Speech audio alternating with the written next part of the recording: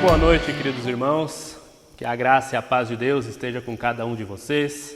Desejo que Deus possa falar aos corações de cada um de nós nessa noite, em mais essa mensagem, esse momento de palavra, que nós possamos refletir naquilo que Deus tem a nos dizer.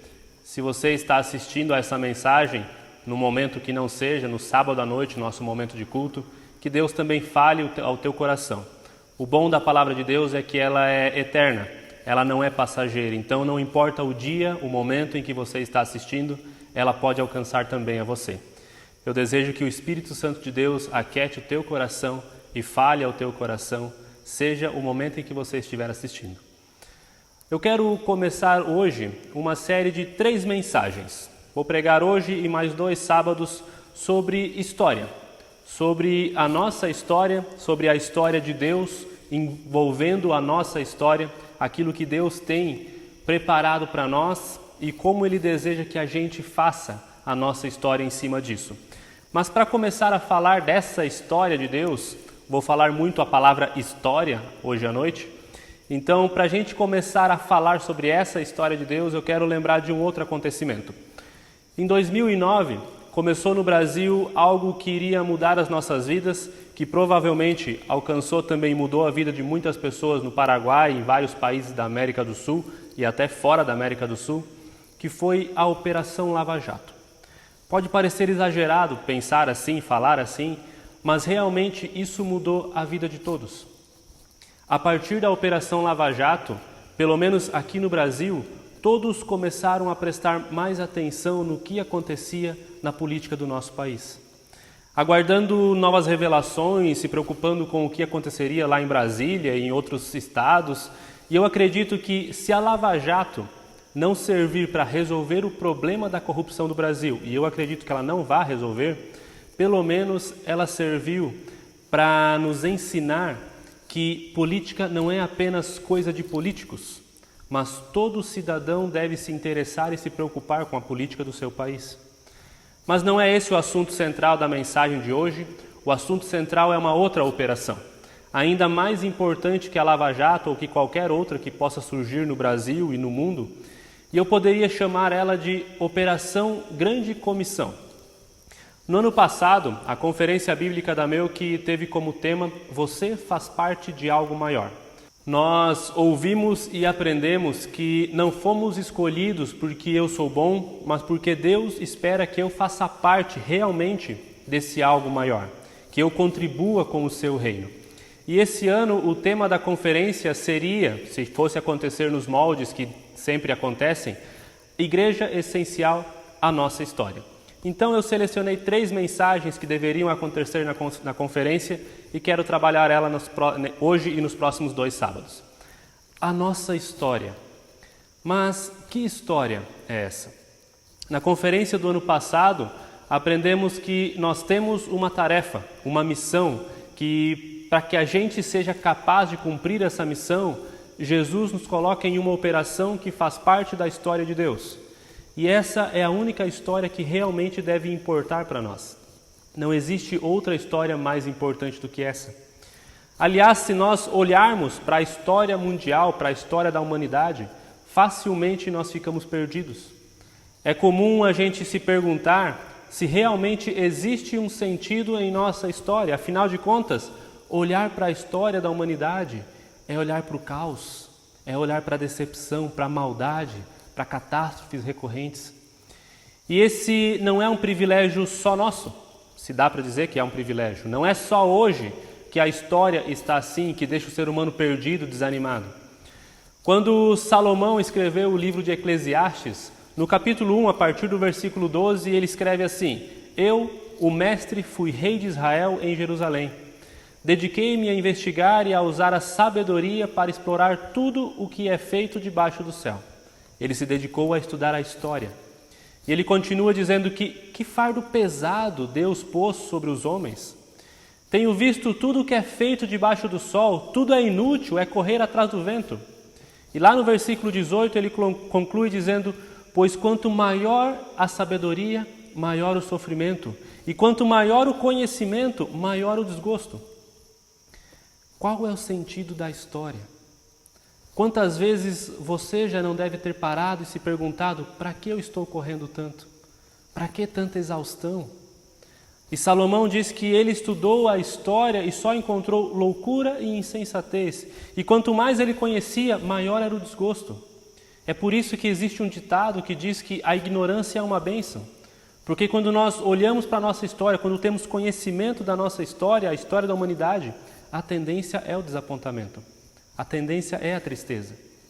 As pessoas vivem, chegam a uma certa idade, a meia-idade, e concluem que tem mais passado do que futuro.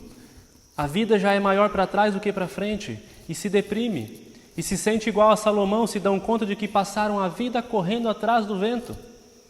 Mas eu não quero que a minha vida seja assim. Eu acredito que vocês não querem que a sua história seja assim. No mês de outubro, esse mês eu completo 30 anos de idade. Logo esses 30 viram 40, 50, 60 e eu não quero chegar aos 70 com a conclusão de que eu apenas corri atrás do vento. Então, qual é o sentido da história? Se nós quisermos encontrar um sentido para a nossa história, ele está em Atos dos Apóstolos. O livro de Atos não é apenas a história da igreja primitiva, não é um livro de história que fala de um povo que viveu há muito tempo, mas é um livro que mostra que existe um sentido na história. Deus está desenrolando a história através da vida dos apóstolos, dos discípulos que ele escolheu, e essa é a história que importa. Então eu convido você a acompanhar a leitura do texto de Atos, capítulo 1, versículos 1 até o 8. Ali diz assim: Em meu livro anterior, Teófilo, escrevi a respeito de tudo o que Jesus começou a fazer e ensinar até o dia em que foi elevado aos céus.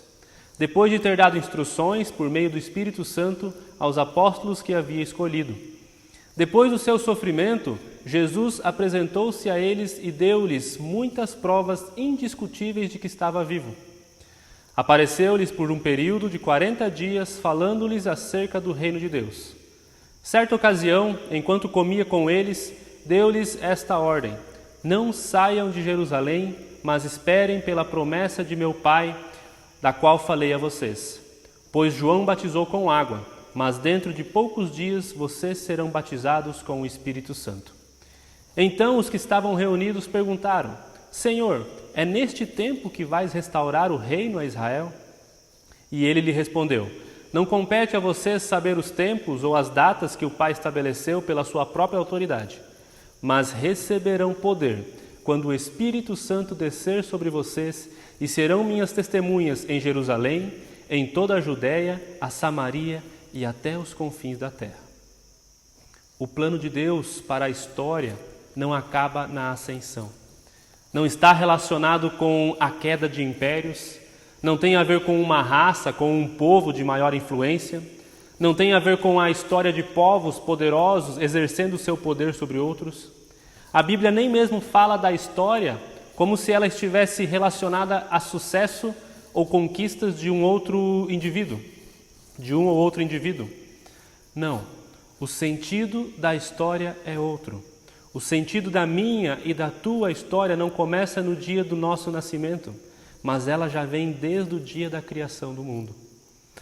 Um pastor americano certa vez disse que o sentido da história está na obra de Deus, em Deus alcançando a humanidade caída, salvando homens e mulheres que teimam em seguir o caminho do inferno e os trazendo para uma nova comunhão, que é a igreja, e neles iniciando a obra onde toda a glória é atribuída a Jesus Cristo.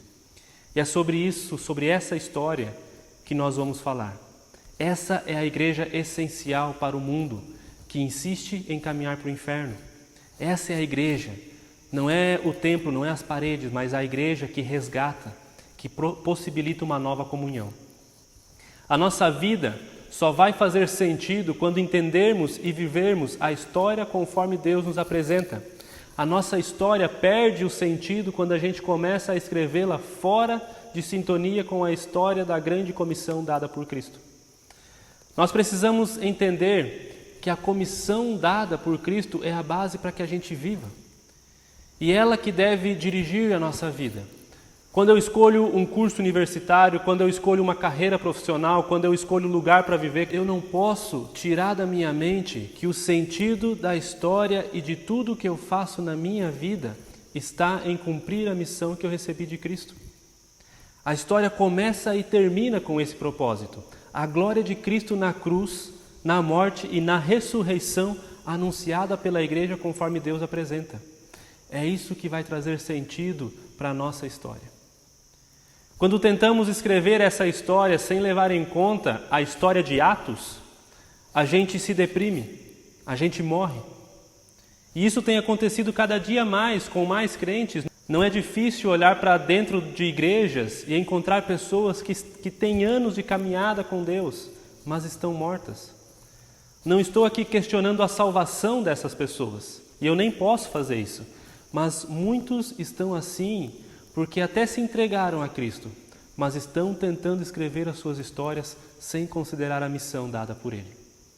Participar dessa grande comissão, dessa operação, a grande comissão, é que vai nos possibilitar apreciar o verdadeiro sentido da vida. Mas quando a gente perde de vista a grande comissão, viver se torna um enfado, se torna canseira, se torna tragédia. Então, se você quer ter uma vida de prazer até chegar ao céu, você precisa se engajar nessa missão que nos foi dada. O livro de Atos é o livro da nossa história. Ou você começa a fazer parte dela, ou a sua história será a história de alguém que só correu atrás do vento. Pode até ser alguém que tenha casado, constituído uma bela família, pode ter conquistado muitos patrimônios, pode ter conquistado status e respeito na sociedade, mas viveu toda a sua vida correndo atrás do vento. Um desafio difícil para a gente. Pensar no dia da nossa morte.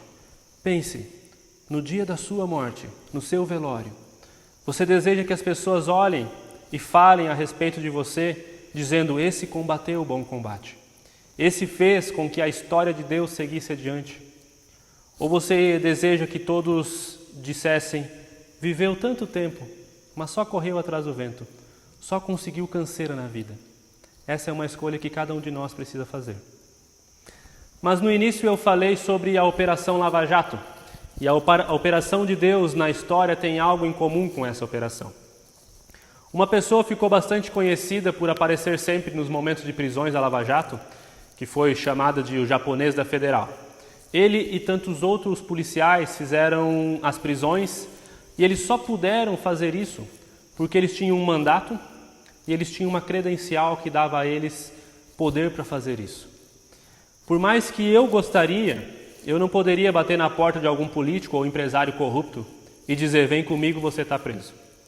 Não tinha autoridade, não tinha credencial para fazer isso. Eu não tenho um mandato de prisão, não foi dada a mim nenhuma autoridade, nenhuma credencial.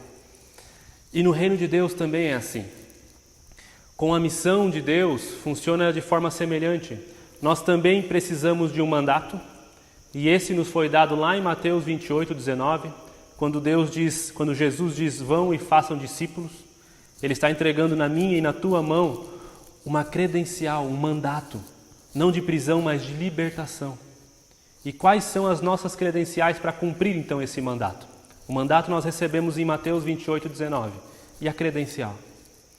A credencial que nos habilita a cumprir o mandato de Cristo é o poder do Espírito Santo que nós recebemos de Cristo. Uma credencial me dá duas coisas. Ela me dá autoridade e capacidade. Com um mandato em mão e um distintivo no peito, o japonês da Federal bateu na porta de alguns dos homens mais poderosos do Brasil e levou eles até a cadeia. Ele tinha autoridade para bater na porta dessas pessoas e fazer o que era necessário. Mas ele só recebeu o distintivo depois de passar por um período de treino, depois de passar por um concurso público. Então ele estava capacitado. E o Espírito Santo nos capacita a fazer aquilo que é necessário. Nós não recebemos o Espírito para nossa honra. O envio do Espírito Santo é o presente da enxada. A gente recebe uma enxada de presente e não um troféu. O envio do Espírito Santo não é um troféu para cristão. É por isso que Paulo adverte os cristãos que falavam em línguas na comunidade, achando que isso fazia eles melhores do que os outros. Não é errado falar em língua, mas isso deve servir para a edificação. Deve servir como enxada para melhorar a vida do próximo. A autoridade que nós recebemos, a capacitação que o Espírito Santo nos dá, é a que Paulo descreve lá em 2 Coríntios 10:8. Mesmo que eu tenha me orgulhado um pouco mais da autoridade que o Senhor nos deu, não me envergonho disso, pois essa autoridade é para edificá-los e não para destruí-los. A nossa autoridade é para edificação e não para destruir pessoas. Quando a gente não edifica com o evangelho que nos é apresentado, nós perdemos a autoridade. A nossa autoridade, ela vem do evangelho de Cristo, ela não vem de nós. Não vem da herança que eu recebi do meu pai, não vem do meu currículo, não vem da quantidade que eu oferto na comunidade, não. A nossa autoridade para fazer parte da história de Deus vem única e exclusivamente do poder do Espírito Santo derramado sobre cada um de nós. E para concluir, eu quero olhar ainda para a pergunta feita pelos discípulos, que é narrada no versículo 6. Senhor, é neste tempo que vai restaurar o reino a Israel? O pensamento dos discípulos era o mesmo que o pensamento de alguns pastores e políticos que se dizem cristãos hoje em dia. Eles querem um reino político, um evangelho onde Jerusalém seria o quartel-general para que eles dominassem sobre outros povos, para mostrar que eles eram melhores do que os outros. É isso que aqueles discípulos esperavam, aquelas pessoas esperavam, e é isso que muitas pessoas hoje desejam, um reino político. Precisamos entender uma coisa: Deus não chamou a gente para restaurar políticas públicas. Deus não nos chamou para cristianizar o mundo, em primeiro lugar. Tudo isso deve acontecer como consequência de homens e mulheres engajadas com a história de Deus para a humanidade. Mas eu não sou cristão porque eu sou honesto. Eu deveria ser honesto porque eu sou cristão. Deu para entender? Eu não sou cristão porque eu estou fazendo políticas públicas que olham para o mais necessitado. Mas por eu ser cristão, eu me importo com o necessitado à minha volta. É aquilo que a gente já viu no estudo bíblico de Tiago. Eu não faço boas obras para ser salvo, mas porque eu sou salvo, eu ajo com amor ao próximo. Deus nos chamou para ir e fazer discípulos de todas as nações, batizando em nome do Pai, do Filho e do Espírito Santo, ensinando-os a obedecer a tudo o que Jesus ordenou. Somos chamados para transformar as pessoas a partir do coração, e só então suas atitudes serão transformadas. O livro de Atos une a história que começa lá em Gênesis com a minha e a sua história. A igreja vive e depende da presença do Espírito Santo e da palavra. Nós participamos da história. Nós não criamos a história. E se você deseja ter sentido em sua vida, se nós desejamos ter sentido em nossas vidas, essa é a missão da qual nós devemos participar. Ou a gente pode seguir correndo atrás do vento, talvez até conquistando o mundo, mas perdendo a alma. Vamos ter um momento de oração? Senhor Deus, somos gratos a Ti, porque Tu permite que a gente faça parte dessa história que o Senhor tem planejada para toda a humanidade, Senhor. Nós muitas vezes negamos a nossa tarefa, muitas vezes fugimos da missão que nos foi dada, da tarefa que nos foi dada. Perdão por isso, Pai. Dê a nós sabedoria, capacidade e amor para fazer parte da Tua história, Senhor. A história que o Senhor tem planejada para este mundo que insiste em se afastar de Ti, insiste em caminhar para o inferno, mas que o Senhor deseja resgatar. Pai, eu Te peço, dê a nós sabedoria, dê a nós o Teu Santo Espírito, capacite a cada um de nós, dê o Seu poder para que a gente possa ir adiante e fazer o que é necessário, Senhor. Eu Te peço, eu entrego as nossas vidas em Tuas mãos, confiando que Tu és um Deus bondoso, Pai. Quero colocar também em Tuas mãos a vida de cada irmão que me assiste, de cada um que está nesse momento preocupado com a sua safra, preocupado com esse momento de colheita, com o momento de plantação, com este momento que precisa de um clima favorável, Senhor. Que Tu possa abençoá-los, que Tu possa cuidá-los, que Tu possa mandar a chuva necessária, o sol necessário, para que eles possam fazer uma boa safra e assim também trazer alimento para dentro de suas casas, também poder suprir as suas necessidades, Pai. Eu entrego em Tuas mãos as nossas vidas, a nossa comunidade. No nome de Jesus Cristo, o Teu Filho. Amém. Irmãos, desejo a vocês uma abençoada noite, que Deus possa falar ao teu coração através de tudo que nós conversamos aqui. Um forte abraço e até mais.